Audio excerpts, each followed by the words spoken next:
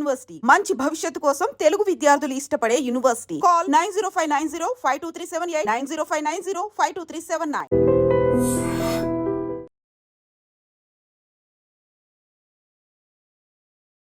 నమస్తే, welcome to I dream social spotlight with కవిత.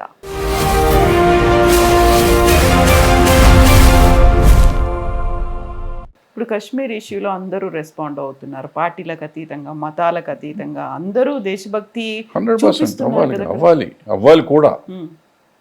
అవ్వాలి కూడా తప్పేం లేదు. అవ్వాలి, అయ్యి తీరాలి కదా మరి. అయితే ఇక్కడ ఏంటంటే 78 సంవత్సరాలు అయిపోయింది. మధ్యలో ఈ డివాల్యుయేషన్ చేసినప్పుడు 2000 రూపీస్ 1000 రూపీస్ 500 రూపాయలు చేసినప్పుడు కూడా ఉగ్రవాదాన్ని తీసేస్తా ఉన్నారు. డిమానిటైజేషన్ చేసినప్పుడు కూడా ఉగ్రవాదం పోతున్నారు. ఇది మరి అంటే మన అవసరానికి మనం ఏదో చెప్తున్నాం తప్ప కశ్మీరీ పండితులను అక్కడి నుంచి తోలేశారు. మనం ఏం చేసాం, తర్వాత ఏం చేసాం, ఎవరేం చేశారు? ఓ సినిమా తీసి మనం డబ్బులు సంపాదించాం తప్ప ఆ పండితులకి ఇవాళకి ఏం చేశారు చెప్పండి? ఎవరన్నా చేయలే. ఈ కాశ్మీర్ని చేశారు. ఇప్పుడు ఇజ్రాయిల్ వస్తే అక్కడికి వెళ్తున్నారు, రష్యా మీద వస్తే ఉక్రెయిన్ మీదకి వెళ్తే చాలా దళాలు వెళ్తున్నాయి ప్రపంచంలో. ఆఫ్ఘనిస్తాన్ మీదకి వస్తే వచ్చారు, ఇరాన్ మీదకి వెళ్ళి చేశారు. మొన్న పాకిస్తాన్లో బిన్ లాడెన్ ఉంటే వెళ్ళి చంపగలిగాం. అంటే టెక్నాలజీ పెరిగింది. మరి ఇవాళ పాకిస్తాన్ పిచ్చేషాలు వేస్తుంటే ఆక్రమిత కాశ్మీర్ని ఎందుకు మనం తీసుకోలేకపోతున్నాం? మనం ఇక్కడ 370 చేసి మొత్తం ప్రభుత్వం అంతా మన కంట్రోల్లోనే ఉంది. ఎన్నికలు నిర్వహించాం, మనమే చేసుకోవచ్చు, అన్ని తీసేసుకోవచ్చు కదా. ఒక్క గంటలో పాకిస్తాన్ని మనం కంట్రోల్ చేస్తాం. రోజు టీవీలో చూస్తూ మన వాళ్ళు చెప్తున్నారు, స్టేట్మెంట్లు ఇస్తున్నారు. తీసుకొచ్చేయండి, ఎందుకు మళ్ళీ రోజు తీసుకొచ్చేయండి. దేశంలో ఉన్నవాళ్ళు హిందూ అయినా ముస్లిం అయినా దేశద్రోహి అనుకున్న వాళ్ళని కాల్చేయండి, నష్టమేం లేదు. కొంపేమో 140 కోట్లు. ఇటువంటి వాళ్ళు హార్డ్లీ ఎంతమంది ఉంటారు? ఓ 10 లక్షల మంది ఉంటారా? అంతకంటే ఎక్కువ ఉంటారు. అది కూడా నాకు డౌట్. అన్ని లక్షల మంది ఉంటారు నేను నమ్మను. 1 లక్ష మంది ఉంటారు. 1 లక్ష మంది దేశానికి హాని చేస్తూ ఉంటే వాడు హిందూ అయినా ముస్లిం అయినా క్రిస్టియన్ అయినా ఇంకోళ్ళైనా సిక్కు అయినా ఇంకోళ్ళైనా ఎవరైనా కానీ ఉంటే వాళ్ళని ఎరాడికేట్ చేయటం కష్టమా? నిజంగా మీరు లొకేట్ చేయలేరా? ఇవాళ మనం ప్రధానమంత్రి గారు కూడా వచ్చేసి ఏమంటే మీకు అందరినీ ఫోన్లో మోసం చేసి మీ ఆస్తులు తీసుకుంటారని చెప్తున్నారు. ప్రధానమంత్రి అంత చేతకానితనంగా మీరు జాగ్రత్తగా ఉండండి, నేను చేయలేని మీరు చేయండి అంటే మనం ఇంకా దేశాన్ని ఏం పాలిస్తున్నట్టు లెక్క. అంటే ఐఎమ్ నాట్ క్రిటిసైజింగ్ ఇట్. దీంట్లో మన అంత ఆసక్తులుగా ఉన్నామా అనేది నా పాయింట్. ఇవాళ పాకిస్తాన్ వాడు వచ్చి మన మీద అంత ధైర్యంగా పబ్లిక్ అందరూ ఉన్న చోట కాశ్మీర్లో వాడు అంతమందిని చంపేస్తున్నారు. 4 వచ్చి మన పోలీస్ డ్రెస్లు వేసుకుని వచ్చి చంపేస్తున్నారంటే మనం ఎక్కడికి వెళ్తున్నాం? ఇప్పుడు ఒక పోస్ట్ చూశాను నేను. మన ఇందాక చెప్పాను 20,000 మంది 30,000 మంది మన నాయకులకు ఉంటే మరి 4,000 మంది అమాయకులు అక్కడ ఉంటే వాళ్ళకి సెక్యూరిటీ ఎందుకు పెట్టలేకపోయారు? వీళ్ళు పెట్టాలి కదా. కాశ్మీర్ చాలా సెన్సిటివ్ ఏరియా అని తెలుసు కదా మీకు. తెలిసినప్పుడు ప్రతి టూరిస్ట్ స్పాట్లోనూ సెక్యూరిటీ పెట్టుకోవాలిగా. నేను బయటికి వెళ్తే నాకు మాత్రం 10 మంది జెడ్ సెక్యూరిటీని పెట్టుకుంటున్నామే. నన్ను చంపుతారు, నేను ఒక్కడిని చచ్చిపోతే దేశం ఏమైనా నాశనం అయిపోతుందా? దేశానికి గాంధీ గారు పోయారు, నెహ్రూ గారు పోయారు, రాజీవ్ గాంధీ, ఇందిరాగాంధీ, ఇట్లా ఎంతో వాజ్పేయి గారు, ఎంతమంది పోయారు. ఆ దేశం ఆగిందా? లాల్ బహదూర్ శాస్త్రి గారు, ఎంతోమంది పోయారు. దేశం ఆగిందా? ముందుకు వెళ్తానే ఉందిగా. సో వాళ్ళు లేకపోతే దేశం నడవదు అని అనుకోవటం తప్పు. ఎక్కడికి వెళ్తుంది? ఎక్కడ స్వతంత్రం వచ్చింది? నక్సలైట్లు స్వతంత్రం రాలేదంటున్నారు, వీళ్ళు స్వతంత్రం రాలేదు. 70-60 ఏళ్ళు కాంగ్రెస్ వాళ్ళు మనకు స్వతంత్రం తేగలేదు అంటున్నారు. మరి తెస్తే నువ్వు తెచ్చావు. అట్లీస్ట్ కాంగ్రెస్ వాడు సెక్యూరిటీ లేకుండా తిరిగాడు ధైర్యంగా. ఇవాళ నువ్వు సెక్యూరిటీ లేకుండా తిరగట్లేదే. అంటే మనం సమాజం మారిందా, మనం మారామా? ఇప్పుడు బ్రహ్మాండమైన డెవలప్మెంట్ దేశంలో లేదంటే రోడ్లు వేసారు, బ్రహ్మాండమైన రోడ్లు వేసారు. అసలు ఎక్కడి నుంచి ఎక్కడికి వెళ్ళాలన్నా ఈజీగా వెళ్ళిపోతున్నాం. ఒకనొకప్పుడు ఢిల్లీ వెళ్ళాలంటే కొన్ని 100 రోజులు అయ్యేటట్టు ఉండేది. ప్రపంచం అమెరికా వెళ్ళటం ఈజీగా వెళ్ళేవాళ్ళం ఢిల్లీ వెళ్ళటం కంటే. ఇవాళ ఫాస్ట్గా వెళ్ళిపోతున్నాం. వాళ్ళు ఏ ఊరు వెళ్ళాలన్నా ఫాస్ట్గా వెళ్ళిపోతున్నాం. బ్రహ్మాండమైన రోడ్లకి డెవలప్మెంట్ అయింది, చాలా ఉద్యోగాలు వచ్చినాయి. సో డెవలప్మెంట్ ఎట్లా ఉందో దాంతోపాటు అభద్రతాభావం కూడా పెరిగింది, హేట్రెడ్ పెరిగింది, కులతత్వం పెరిగింది, మతతత్వం పెరిగింది. ఈ పెరగకుండా ఉండుంటే వాళ్ళ సమాజం ఎంతో బాగుండేది. ఇప్పుడు కశ్మీర్ ఇష్యూ చూస్తే అక్కడ తీవ్రవాదులు రావడానికి అంత సెక్యూరిటీ ఉన్నప్పటికీ వాడికి ఎక్కడ ల్యాప్సెస్ ఉన్నాయని తెలుసుకొని చేయడానికి హెల్ప్ చేసింది అక్కడ ఉన్నటువంటి కొంతమంది స్థానికులే, వాళ్ళ వల్లే ఇలా అయింది అనేది. అయ్యో డెఫినెట్గా స్థానికులు లేకుండా ఎప్పుడు ఏది జరగదమ్మా. 100%. ఇప్పుడు ఇందాక మీరు చెప్పినట్టు దాంట్లో కూడా మన ఊరి నక్సలైట్లు చేస్తున్న దగ్గర కూడా స్థానికులు, కర్రిగూడలో కూడా స్థానికులే కదా, స్థానికులు సపోర్ట్ లేకుండా వాళ్ళు ఉంటారు కదా. ఎప్పుడు స్థానికులు లేకుండా ఏమీ జరగదు. ఇప్పుడు ఇక్కడ మనకి హైదరాబాద్లో దాడులు జరిగినాయి, స్థానికులు చేశారు. సో మనకి ఎందుకు ఎరాడికేట్ చేయలేకపోతున్నాం, ఎందుకు చేయలేకపోతున్నాం? సడన్గా ఎవడో పార్లమెంట్ మీద బాంబు వేస్తాడు, ఒకడు వచ్చి ఇంకోటి మీద బాంబు వేస్తాడు, ఒకడు వచ్చి ఇందిరాగాంధీని కాల్చేస్తాడు, ఇంకోటి రాజీవ్ గాంధీని కాల్చేస్తాడు. ఈజీగా జరుగుతున్నాయి ఈ దేశంలో. ఎందుకు మనం ఆపలేకపోతున్నాం? మనం ఏదో ఒకటి చెప్పేసి చెప్తున్నాం, కానీ జరుగుతున్నాయి, రోజు రోజుకి జరుగుతూ ఉన్నాయి. మనం ఇన్ని జరుగుతా అంటే కాశ్మీర్లో ఎంత ధైర్యం వాళ్ళకి లోపలికి వచ్చి చేస్తాం అంతమందిని సివిలియన్స్ చంపడానికి. మరి వాళ్ళు ఆలోచించకుండా చేస్తే మనం ఎందుకు ఆలోచిస్తున్నాం ఇవాళ పాకిస్తాన్ మీద యుద్ధం చేయకుండా ఉండటానికి? ఇప్పుడు టీవీలో చెప్పి సైనికులు రెడీ అయ్యారు, నువ్వు ఎవరికి చెప్తున్నావు? ఇప్పుడు అభద్రత అది కాదా అసలు? నువ్వు నీ సైన్యాన్ని గురించి నువ్వు పబ్లిక్గా ఎందుకు బయటకు వస్తుంది? టీవీలు చేస్తున్నారా లేకపోతే ప్రభుత్వం ఇస్తుందో నాకు తెలియదు ఎవరు ఇస్తున్నారో. ఇవన్నీ మనకి ఎక్కడెక్కడ ఉన్నాయి, మన వాళ్ళు ఎక్కడెక్కడ తయారవుతున్నారు. ఇప్పుడున్న ఆధునిక దీంట్లో నేను పలానా హైదరాబాద్లో నా మిలిటరీ అంతా రెడీ అయింది పాకిస్తాన్ అటాక్ చేస్తానికి, 1,00,000 మంది మిలిటరీ వాళ్ళని పెట్టానంటే ఒక బాంబు వేస్తే 1,00,000 మంది పోతారు ఇక్కడ.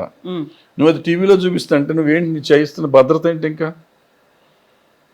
నువ్వు మన మంత్రులు ఎవరైనా బయటకు వెళ్తా అంటే వాళ్ళ టూర్ ప్రోగ్రామ్ నువ్వు చెప్పకూడదు అంటే సెక్యూరిటీ అంటున్నావు, సీక్రెట్గా ఉంటున్నావు. అదే మరి మన భద్రత లేకపోతే మన విమానాలన్నీ ఇక్కడ తయారైపోతున్నాయి, ఈ పలానా విమానాశ్రయం నుంచి బయలుదేరి రేపు నుంచి బాంబు వేస్తే ఈ లోపల ఆడు బాంబు వేస్తే అయిపోయింది కదా. కూంబింగ్ ఇలా చేస్తున్నారు అనేది ఇక్కడ ఇవన్నీ చెప్తున్నారు కదా. మరి ఎందుకు మరి ఇదంతా భద్రత? అసలు మనం మిలిటరీ వాళ్ళు బయట మాట్లాడకూడదు, మిలిటరీ రహస్యాలు బయటకు రాకూడదు అంటారు కదా. మరి ఇవన్నీ ఎందుకు వస్తున్నాయి? ఎవరు చేస్తున్నారు ఇదంతా? ఏది కరెక్ట్ ఏది తప్పు నాకు తెలియదు. నాకు అనిపించింది ఏదో వాగేస్తున్నా. ఇప్పుడు ఇవన్నీ నన్ను దేశద్రోహి అంటారో నాకు తెలియదు, కానీ నాకేం అర్థం కావట్లేదు.